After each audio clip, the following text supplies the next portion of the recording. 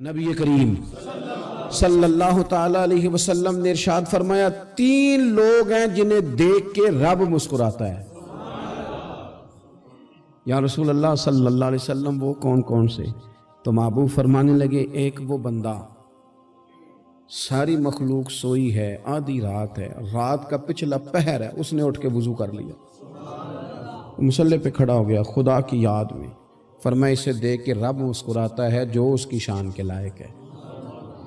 مسکراتا ہے اللہ، یہ تو سونے کا ٹائم تھا، یہ تو گہری نیند آنے کا وقت تھا، رات کا پچھلا پہر، رات پوے تے بے درداں نو نیند پیاری آوے تے درد منداں نو یاد سجن دی ستیاں وی آن جگاوے، اور ساون کی کالی راتوں میں جب بوندا باندی ہوتی ہے وہ راتوں کو اٹھ اٹھ روتے ہیں جب خلقت ساری سوتی ہے، اللہ مسکراتا ہے۔ اور سننا میرے بھائی، میرے نبی پاک صلی اللہ تعالی علیہ وسلم فرماتے ہیں جب مسلمان نماز کے لیے صفیں بناتے ہیں نا، ترتیب لگ رہی ہوتی ہے، اب اللہ کی بارگاہ میں کھڑے ہوں گے، قیام کریں گے، رکوع کریں گے، سجود کریں گے، فرمایا جب مومن صفیں بناتے ہیں تو رب دیکھ کے مسکراتا ہے، مسکراتا ہے۔ کمال ہو گئے عروج بندگی کا، جب بندے کو دیکھ کے رب مسکرائے، خدا بندے سے خود پوچھے بتا تیری رضا کیا ہے، مسکراتا ہے۔ اور میرے نبی پاک علیہ السلام فرماتے ہیں جب مجاہد جہاد کے لیے صفیں سیدھی کرتے ہیں، آج تو یہ رب کے نام پہ مرنے ہی آ گئے، یہ صفوں میں کھڑے ہوں گے، ترتیب سے لڑیں گے، ترتیب سے گلا کاٹیں گے کافروں کا یا شہادت لیں گے۔ فرمایا جب جہاد کے لوگ صفیں بناتے ہیں تو رب انہیں دیکھ کے مسکراتا ہے۔ کتنے نصیبوں والا وہ بندہ ہے جسے دیکھ کے مسکرا دیا۔ او یار کبھی تیرا بیٹا تیرے سامنے مسکرائے نا چھوٹا تو تیرا دل باغ باغ ہو جاتا ہے، تیری ماں بیمار کسی ایک دن صحیح طرح ہنس پڑے تو طبیعت خوش ہو جاتی۔ مجھے بتاؤ نا جس کا رب بھی اسے دیکھ کے ہنس پڑے، جو اس کی شان کے لائق ہے، کیا اس بندے کے نصیبیں ہیں، کیا اس کے مقدر ہیں۔ آپ اس مقام پر اپنے آپ کو لائیں۔ اب دیکھیں نا یہ حدیث آپ نے سن لی، اب ہم نے نا اس طرح صفیں نہیں بنانے جس طرح ساری دنیا، اب ذرا صفیں بھی شوق سے بنائیں گے، اب ذرا تھوڑا سا شوق پیدا کریں گے، بھئی یہ تو میں وہ کام کرنے لگا ہوں جسے دیکھ کے رب مسکراتا ہے۔ نبی پاک صلی اللہ علیہ وسلم نے فرمایا جب کوئی بندہ توبہ کرتا ہے نا، ہم توبہ کا رٹا لگاتے ہیں، یا اللہ میری توبہ، یا اللہ۔ اور توبہ کا تو مطلب یہ ہے کہ پچھلے گناہوں سے پکی توبہ، آج کے بعد یہ غلطی نہ کرنے کا پکا وعدہ۔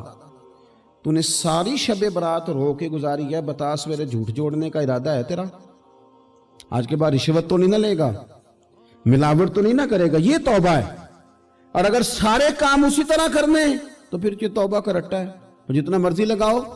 حضرت علی بن ربیعہ رضی اللہ تعالیٰ عنہ فرماتے میں مولا علی کے ساتھ تھا، مقام حرہ کی طرف جا رہے تھے، حضرت علی نے ہاتھ اٹھا کے دعا مانگی ہماری تعلیم کے لیے، ورنہ حضرت علی ہم صحابہ کو محفوظ عن الخطا تو مانتے ہیں نا۔ ہاتھ اٹھا کے کہا اے اللہ ہمارے گناہ بخش دے، تیرے علاوہ کوئی معاف کرنے والا نہیں۔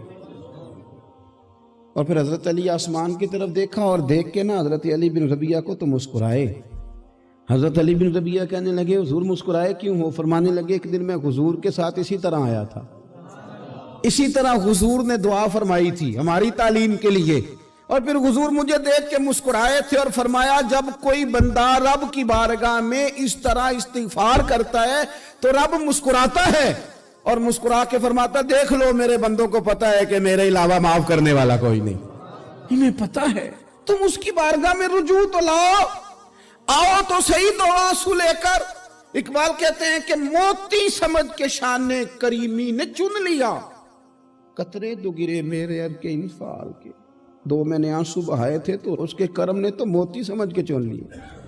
سنو نا حضور اس استغفار کو، اللہ کو یار رات کو توبہ کر کے سونا چاہیے ہمیں، کچھ غلطیاں ہم کرنا نہیں چاہتے پر ہم سے ہو جاتی ہیں، کچھ دل ہم توڑنا نہیں چاہتے پر وہ ٹوٹ جاتے ہیں، ہماری مجبوری ہوتی ہے ٹوٹ جاتے ہیں۔ رات کو اس کی بارگاہ میں ہاتھ باندھ کے کشکول طلب دراز کر کے خوب استغفار پڑھنا چاہیے کہ مالک بندے ہیں نا کیا کریں، نفس کا ساتھ ہے، دنیا کا ساتھ ہے، خواہشات نفسانیہ، مالک معاف کر دے، درد سے توبہ، رسم نہ ہو، کہانی نہ ہو، लफ्ज ना हो, जुमले ना हो, और जनाब ऐसे लोगों के बीच बड़े हाथ बांध के और बड़ा कोई जरूरत नहीं। आप अकेले अपनी चारपाई पे बिस्तर के अंदर मुंह दे के भी दर्द से कहेंगे ना माफ कर दे, तो वो तो मेहरबानी बड़ा है। मेरे नबी पाक सल्लल्लाहु अलैहि वसल्लम मिसाल देते हैं, फरमाया एक आदमी सहरा में जा रहा, सहाबा से हुजूर खिताब कर रहे हैं, फरमाया एक आदमी सहरा में जा रहा था, उसने अपनी ऊँटनी पे खाना पानी पैसे हर चीज़ रखी हुई थी। सहरा था बहुत बड़ा, दरमियान सहरा के गया तो थोड़ा सा सस्ताने के लिए, आराम करने के लिए ऊँटनी से नीचे उतरा। अब उसने ऊँटनी की लगाम, ऊँटनी की नकेल अपने सरहाने के नीचे रखी, हाथ के साथ पकड़ी और सो गया। थोड़ी ही देर के बाद जब उसकी आंख खुली तो देखा ऊँटनी गायब है। सहरा में वो पैदल ना आगे जा सकता है, ना पीछे जा सकता है, ना दाएं ना बाएं, खाने को रोटी नहीं, पीने को पानी का कतरा नहीं, थोड़ा इधर भागा उधर भागा, थक गया। करीम महबूब फरमाते हैं वो पूरी तरह निढाल हो गया और मायूस हो गया, माअज़ल्लाह।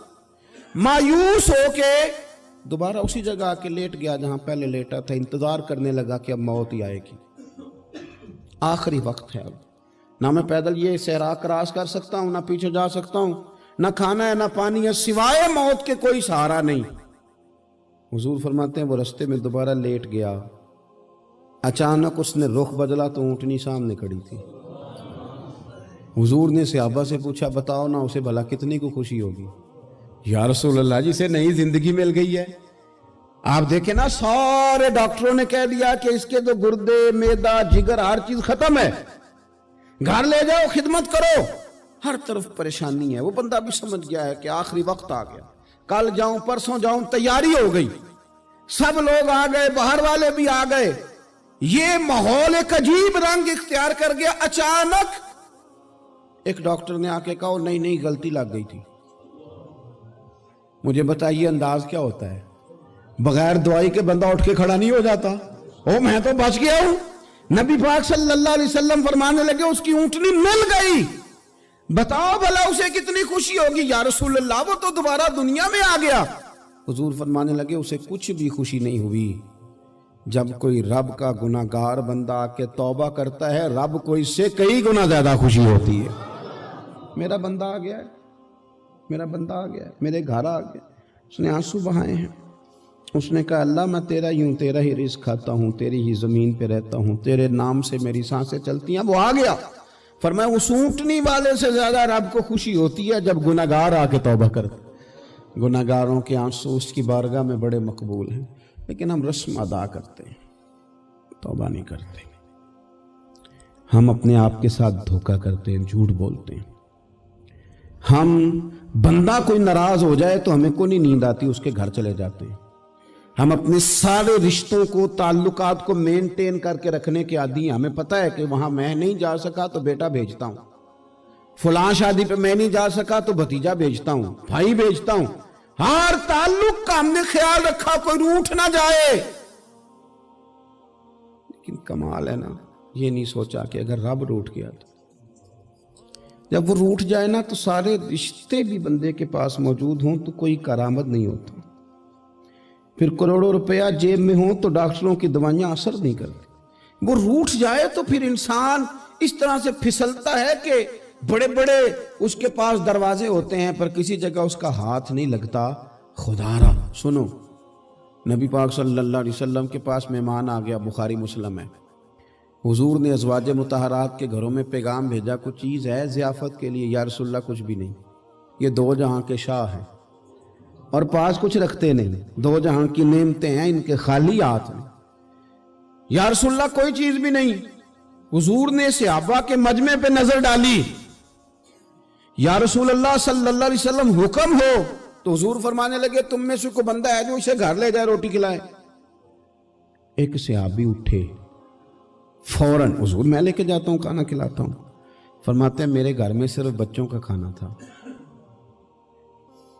ये नहीं कि फ्रीजर भरा हुआ है नेमतों से, सिर्फ बच्चों का खाना। ये नहीं कि किसी को देख के अपनी हंडिया पे बर्तन दे लिया, सिर्फ बच्चों का खाना। कहते हैं घर गया, बीवी से कहा क्या कैफियत है? कहने लगी बच्चों की रोटी है। मैंने कहा बच्चे सुला दे,